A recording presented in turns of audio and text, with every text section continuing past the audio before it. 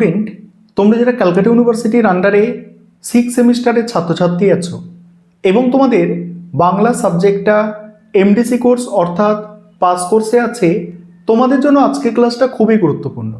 আজকে ক্লাসে তোমাদের 6 সেমিস্টার এমডিসি বাংলা অর্থাৎ পাস কোর্সের যে দুটি পেপার আছে, একটি হচ্ছে সিসি 7 পেপারটির নাম বাংলা কথা সাহিত্য 1 এবং সিসি 8 পেপার যেটা হচ্ছে ছন্দ অলঙ্কার এবং প্রবন্ধ। এই দুটি পেপারের সিলেবাস এবং 100% কমনযোগ্য সাজেশন নিয়ে আলোচনা করব।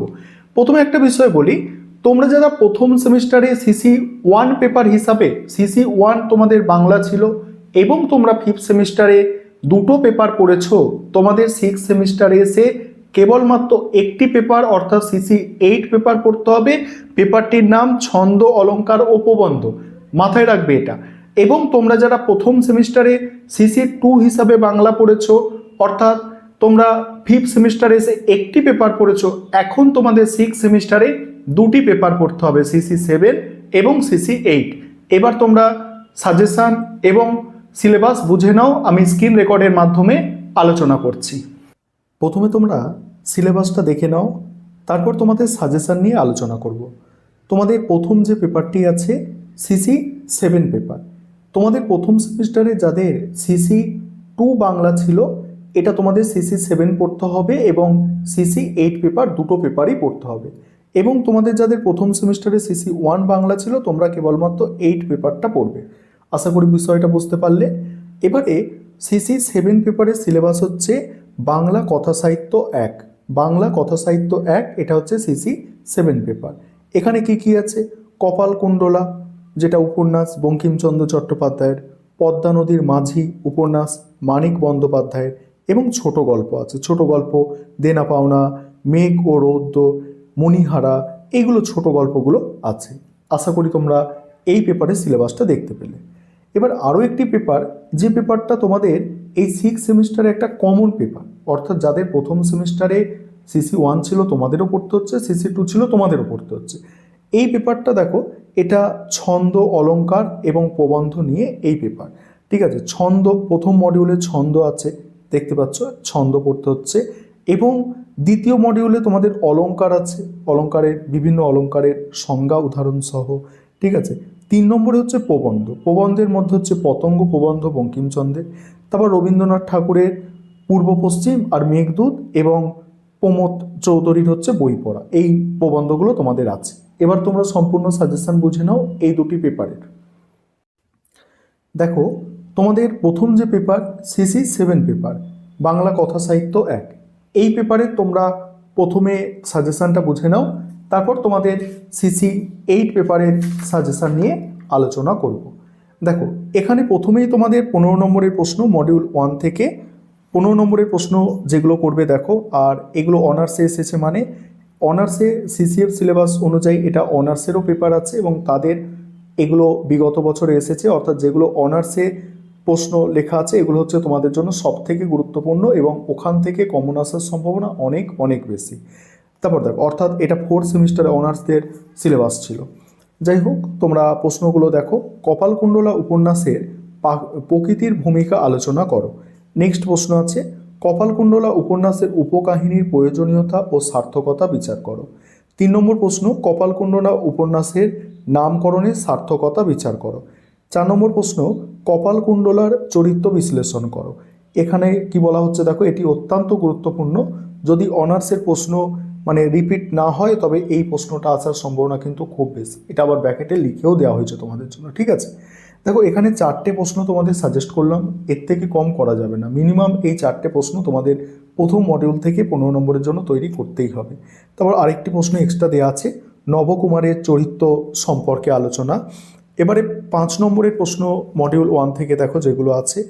প্রথম প্রশ্ন আছে, পথিক পথিক তুমি পথ হারাইছ, উক্তিটি কার? প্রসঙ্গ উল্লেখ করে তাৎপর্য লেখো। দ্বিতীয় প্রশ্ন, তুমি তুমি তো কখনো রূপ দেখিয়া উন্মত্ত হও নাই, বক্তাকে, তার এই উক্তির কারণ কি? নেক্সট হচ্ছে, মতিবিবির চরিত্র সম্পর্কে আলোচনা করো, আরেকটি প্রশ্ন আছে, দেখতে পারো। এবারে মডিউল 2 থেকে 15 নম্বরের প্রশ্ন, যেটা পদ্মা নদীর মাঝি আছে মানিক বন্দ্যোপাধ্যায়ের, এখানে প্রথম প্রশ্ন, আঞ্চলিক উপন্যাস কাকে বলে? পদ্মা নদীর মাঝি উপন্যাসটিকে আঞ্চলিক উপন্যাস বলা যেতে পারে কি, তা আলোচনা করে বুঝিয়ে দাও।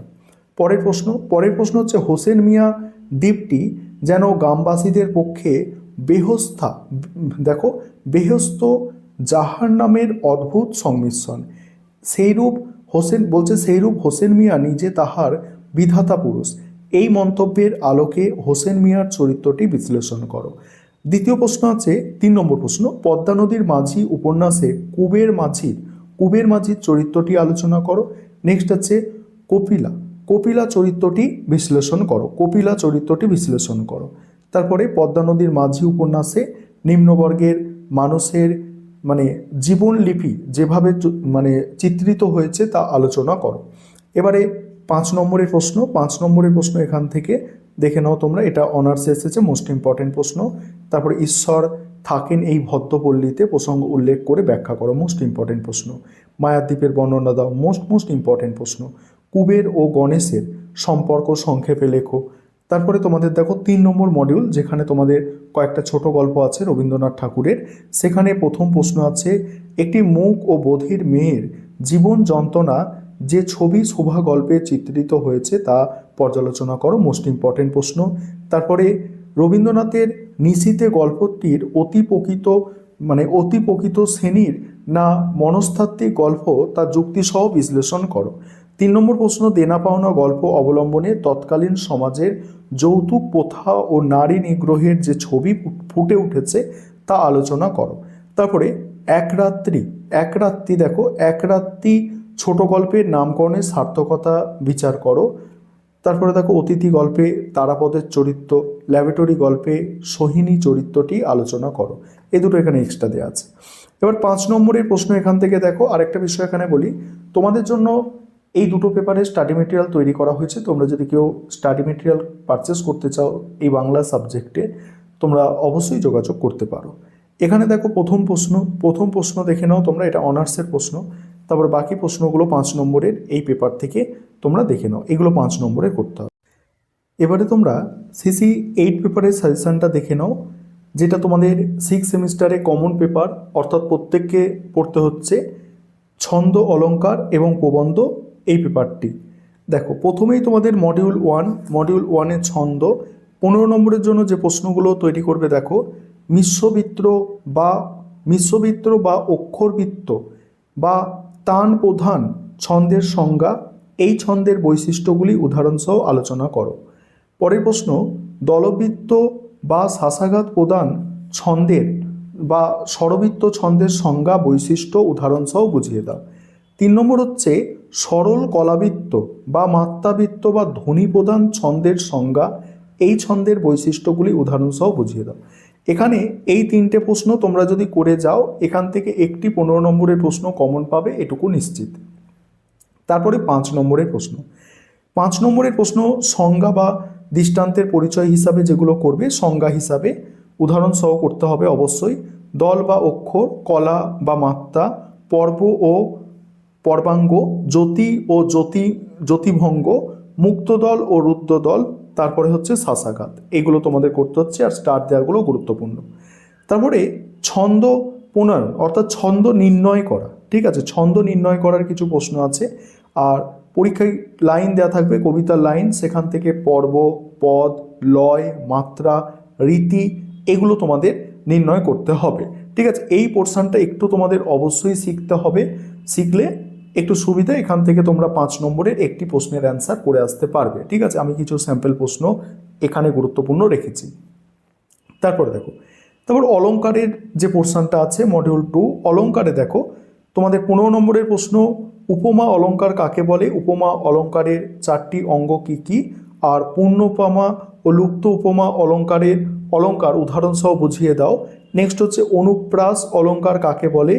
এর শ্রেণীবিভাগগুলি উল্লেখ করে যে কোনো 2টি ভাগ সম্পর্কে আলোচনা করো। নেক্সট হচ্ছে রূপক অলঙ্কার কাকে বলে? এর বিভিন্ন বিভাগগুলির নাম উল্লেখ করে যে কোনো 2টি বিভাগ সম্পর্কে দৃষ্টান্তর সহ আলোচনা করো। আর 4 নম্বর হচ্ছে বকোক্তি বা বকোক্তি অলঙ্কার কাকে বলে? এর কে কটি ভাগে ভাগ করা যায় উদাহরণসহ প্রত্যেকটি বিভাগ সম্পর্কে আলোচনা করো।